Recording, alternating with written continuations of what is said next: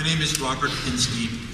I'm going to try to talk to you about what I perceive as something other than various terms that people have tried to conceive for this matter in this conflict. Something other than the original fiscal or financial considerations,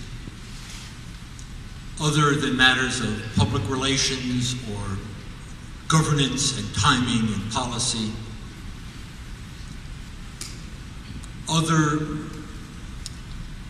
than any terms that only generate the conflict. Don't think about the origins of this conflict, which seem to me difficult to define and to do partly with the dead. I will try to speak to you about the dead. John Keats, in the Ode to a Nightingale, says to the bird, "Thou wast not born for death, immortal bird. Thou wast not born for death, immortal bird. No hungry generations tread thee down." No hungry generations tread thee down. That is, the bird sings the same song that its ancestors, its great-great-grandparents sang, and the same as its descendants will sing. The next generation is not hungry for some consciousness of their own, as each of us, no matter how much we love Keats or love the painting of Hans Hofmann, we may love it and think about it a lot, but we have hunger for our own consciousness as well. This seems to me not necessarily a gloomy thing, this being born for death. There's something glorious about being born for death. Because I am born for death, I have to assimilate Keats and Hans Hofmann and think about what I can do with those works, and I am responsible for transmitting them to the next people. Keats says about the bird that the song he hears was heard in ancient times by emperor and clown. This process, the bird effortlessly not being born for death, always the same song, that process that we have instead, because we are born for death, the best name I can think of for the process is culture. Sometimes a pathetic word. Stephen has written about its mobility quite beautifully. When he says by emperor and clown, he's suggesting culture vertically as well as horizontally. That is, horizontal in time, but also different social classes brought together by the commons of culture. When this university was founded in 1948, when the Roses made their bequest, amongst the most respected curators and protectors of culture, those who took the previous generations and preserved them for emperor and clown, those were included Harvard, Yale, and Princeton. Keats also says that the song he hears may have been heard by the exile woman Ruth, the Moabite woman who chose to live among the Jews. He says, the very song I hear tonight was heard perhaps by Ruth as she stood in the sad heart of Ruth, as she stood among the alien corn. Ruth, a Moabite woman, who after her husband, Jewish husband died, decided to go back to the land of the Jews with her mother-in-law. Those protectors and curators of culture, Yale and Harvard and Princeton, in the years when this university was founded, I was very, very small. And when the Roses endowed this art museum, Yale, Harvard, and Princeton covertly but explicitly and emphatically tried to limit the number of Jews who could attend those universities. Innocently,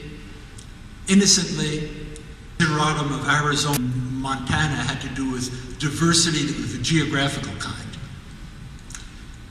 Jerome Carabel's book demonstrates quite a lot of evidence, a lot of detail, but that was not the case at all.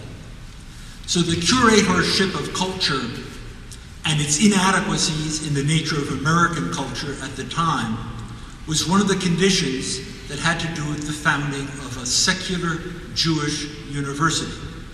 The culture needed to be maintained in a different way. And our predecessors, people who are not here, who are now deceased, anticipated that cultural commons and decided it should be embracing and include this thing with this 19th century word, museum, a caretaker place of the muses. And the whole setup is far from perfect. We are still working on it. Brandeis is not in the town of Waltham exactly, and Backpage Books struggles to be part of a cultural commons with it.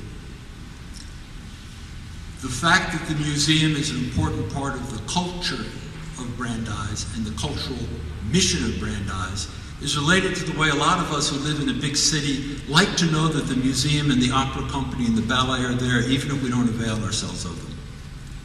It makes us feel we are part of a culture. This museum in this university, because I feel part of its culture, I feel I have a right to speak about it. I wanted to read a couple of very short poems to you by my late friend Yehuda Amichai.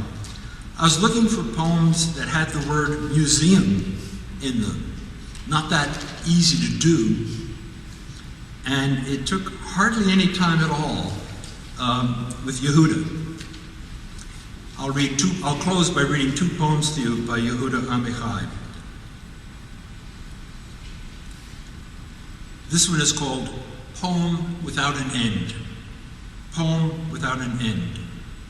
Inside the brand new museum, there's an old synagogue. Inside the synagogue is me. Inside me, my heart. Inside my heart, a museum. Inside the museum, a synagogue. Inside it, me. Inside me, my heart. Inside my heart, a museum. And finally, the other poem relates this idea of, in a way, we're taking care of the old ones and the ones yet to come. Keats says, because we're born for death, unlike the bird, we have to try to learn the songs. You can only keep them alive by doing something new with them, then you give them to the next ones. And the impulse of the Roses, the impulse of the people who founded Brandeis, is that that mission in the United States of America should include a secular Jewish university that had a museum in it. That for them was part of life. And I'll close with Yehuda Amichai's poem, At the Maritime Museum, in which he really does equate a museum with the idea of being alive.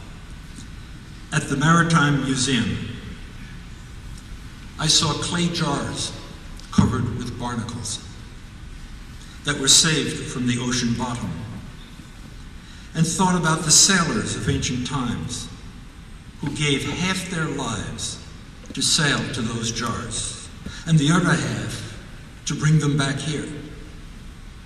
They did what they had to do, and they drowned near the shore. A woman beside me said, "Aren't they beautiful?" and was startled by her own words and by me. Then she walked away into her life, which is also half a setting out and half a returning.